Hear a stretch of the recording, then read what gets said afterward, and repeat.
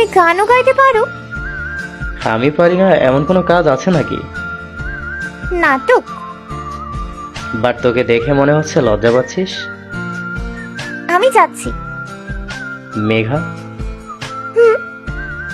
Will you marry me? তুমি মানে সত্যি সত্যি আমাকে? হুম। Yes, I will.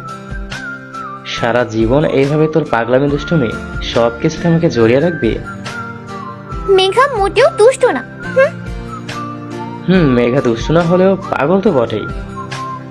কি বললে? যা শুনলে তাই।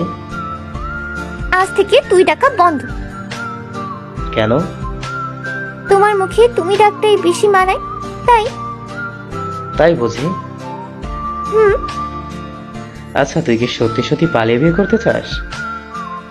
আরে ওটা তো এমনি বলেছি। তাহলে ঠিক আছে, না হলে আমরা 4 বছরের প্ল্যান নষ্ট হয়ে যেত। মানে? কিছু না, এখন চল, সবাইকে বলতে হবে। এক মিনিট, প্রথমত 4 বছরের কি প্ল্যান সেটা বলবে, আর সবাইকে কি বলবে তুমি? আমার প্রেমে পড়ে কি মাথার তার সব ছিঁড়ে গেছে তোমার? তুমি এখনো কেউ নও যে তোমার প্রেমে পড়ে এই মাহির সব গুলিয়ে ফেলবে। ও আচ্ছা, আমি আর এমন কি, তাই না? ওকে মামাতো ভাই, আল্লাহ হাফিজ। আর একটু আগে যে প্রপোজালটা একসেপ্ট করেছিলাম সেটা এখন রিজেক্ট করছি, বাই। আরে আজব মেয়ে তো। কেন মিস্টার মামাতো ভাই, আজও ভাবো কেন? এই মেঘা সব সহ্য করতে পারে, কিন্তু নিজের অপমান কখনো সহ্য করে না। আমি তোকে অপমান কখন করলাম? একটু আগেই করেছো। কি বলে অপমান করলাম সেটা তো বল। আমাকে তোমার ভালোই লাগে না। আমি কি যে আমাকে দেখে তুমি পাগল হবা? এই সেই কতই না ডায়লগ দিলে। ওটাকে অপমান বলে?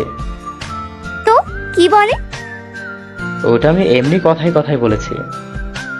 তোমার কাছে ওটা শুধু কথা হতেই পারে, কিন্তু আমার কাছে ওটা অপমান।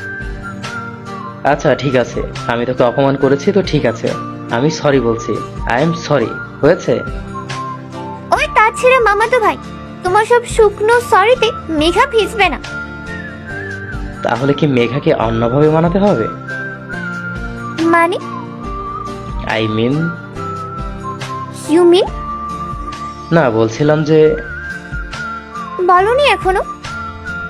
বলছি যদি থাপ্পড় একটা দেই তাহলে মেঘা ভিজবে? কুত্তা, তুই যা আমার চোখের সামনে থেকে। কেন ফুফাতো বোন? আমার কথা আমাকে শোনাচ্ছ? কথা কখনো কারো হয় না, কথা তো কথাই। আমাকে কপি করছো? কপি পাস লুক একটা। আমি কাউকে কপি করি না, because I am only one piece. সবাই আমাকে কপি করে মিস ফুফাতো বোন। Good for nothing. কি? জি। আচ্ছা এইসব বাদ দে, এখন এই সময়টা উপভোগ করি, ওকে? না। কেন, আবার কি হলো? 4 বছরের কাহিনী শুনবো আগে। মানে? একটু আগে বললে না 4 বছরের প্ল্যান নষ্ট হয়ে যাবে, তো কি প্ল্যান নষ্ট হতো সেটাই জানতে চাচ্ছি। ওটা থাক না এখন। কেন থাকবে? আচ্ছা বলছি। চালু, বলো। আসলে আমার মা মানে তোর মামি তোকে আগে থেকেই পছন্দ করতো। তোকে আমার বউ করার স্বপ্ন ছিল তোর 18 বছর হলেই বিয়ে দিয়ে দিত আর কি। কি? সবাই যেহেতু রাজি ছিল তাই ঠিক করা হয়েছিল। আর 18 বছরের জন্মদিনে তোর আর আমার এঙ্গেজমেন্ট করে রাখবে, তারপর পড়াশোনা শেষ হলে বিয়ে। আমার বাড়িতে আমার চোখের সামনে আমার বিয়ে ঠিক হয়ে গেল, আর আমি কিছুই জানি না? তোকে কেউ জানতে দেয়নি তাই জানিসনি। কিন্তু আমাকে জানানো হয়নি কেন? তোর পড়াশোনার উপর এফেক্ট পড়তো, যেটা আমি চাইনি তাই। কিন্তু তোমাকে তো আমার পছন্দ নাও হতে পারতো তখন। তোর মতামত নিয়েই সব ঠিক করা হয়েছে।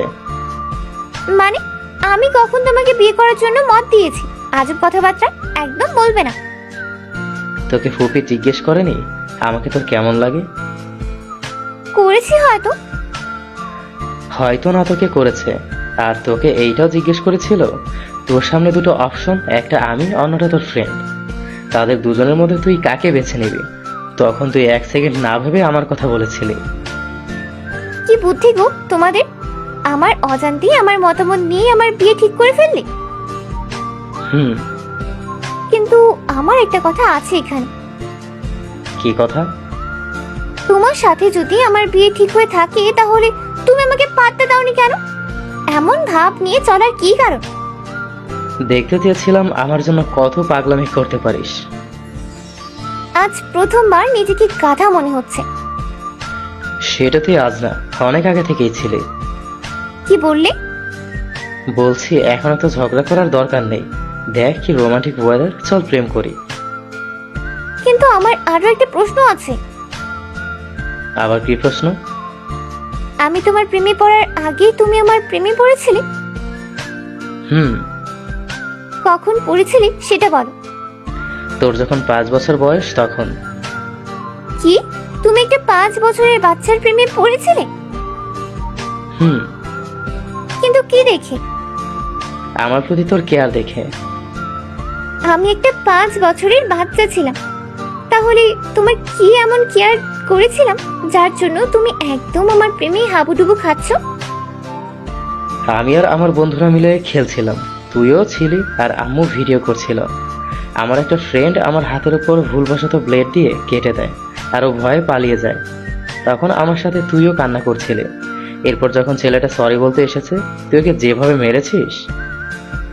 ওই হ্যালো, আমি তখন একটা বাচ্চা ছিলাম, তাহলে এত জোরে কিভাবে মারলাম? বাচ্চা হলে কি হবে, ওই যে কথায় আছে না, ছোট মরিচের জাল বেশি, সেটাই হয়েছে। আর তুমি বুঝে গেলে এই মেঘাই আমার ভবিষ্যৎ, তাই না? তখনও না। তাহলে? যখন তুই তোর ওই ছোট ছোট হাতগুলো দিয়ে আমার কাটা জায়গায় হাত বুলিয়ে দিচ্ছিলি, তখন প্রথমবারের মতো তোর দিকে অনেকক্ষণ তাকিয়েছিলাম। আর যখন ওই কাটা জায়গায় মাথা নিচু করে ফু দিচ্ছিলি, তখন তোকে অনুভব করলাম। তখন তুমি এসব প্রেম ভালোবাসা আদৌ কিছু বুঝতে? হয়তো বুঝতাম না, কিন্তু সময়ের সাথে সাথে বুঝতে পেরেছি। এখন ওই ভিডিওটা দেখলে মনে হয় যেন আমি ওই দিনই তোর প্রেমে পড়েছি। তোমার প্রেমের কাহিনী শুনতে শুনতে আমার ঘুম চলে আসছে। আমার লাভ স্টোরি এতটাই বোরিং? তুমি যতটা বোরিং ভাবছো তার থেকে বেশি বোরিং। কেন? কারণ ওটা একটা সিনেমার গল্প ছাড়া আর কিচ্ছু না। তোকে বাসর রাতে আমার প্রেমে পড়ার ভিডিও দেখাবো, তাহলে বিশ্বাস করবি? তুমি এডিট করেও দেখাতে পারো, কোনো বিশ্বাস নেই। তাহলে একটা কাজ করতে পারিস। কি কাজ? আমার হবু শাশুড়ি মা, মানে আমার ফুপির কাছ থেকে জিজ্ঞেস করতে পারিস। আমার শাশুড়ি মা আমার প্রেমের সাক্ষী। আচ্ছা ঠিক আছে ঠিক আছে, মাকে জিজ্ঞেস করার দরকার নেই, আমি বিশ্বাস করছি। এখন বিশ্বাস করার কি কারণ? হাজার হলেও তুমি আমার ক্রাশ, তাই আর কি। এখন তুই আমাকে বল, কি বলবো? আমার প্রেমে কখন পড়েছিলি? আমি তোমার প্রেমে কখনোই পড়িনি। মানে? আমি তোমার মায়ায় আটকে গিয়েছিলাম। কি? তুমি যখন এসএসসি পরীক্ষায় খারাপ রেজাল্ট করলে তখন সবাই তোমাকে খুব বকেছে। তুমি যখন একা একা মন খারাপ করে বসেছিলে তখন না কেন যেন তোমাকে সান্ত্বনা দিতে ইচ্ছে করেনি, কিন্তু তোমাকে সামলাতে ইচ্ছা করছিল। ঠিক তখন থেকেই তোমাকে খেয়াল করতাম, তুমি কি করো, তোমাকে দেখতে কেমন লাগে, সব দেখতাম। কখন যে এই দেখাটাই আমার অভ্যাসে পরিণত হয়েছে বুঝতেই পারিনি। বাহ। তবে তোমার মায়ায় পড়ার জন্য একমাত্র তাই তোমার এসএসসি পরীক্ষা। বুঝতে পেরেছি, এতবার বলতে হবে না। সেই থেকেই তোমার প্রতি ভালো লাগাটাই আজকের প্রাপ্তি। আই লাভ ইউ মেঘা, এইভাবেই আমার সাথে জড়িয়ে থাকিস সারা জীবন। থাকবো তোমার, কথা দিলাম, মৃত্যুকেও হার মানাবো তোমার ভালোবাসায়। I love you. Love you two.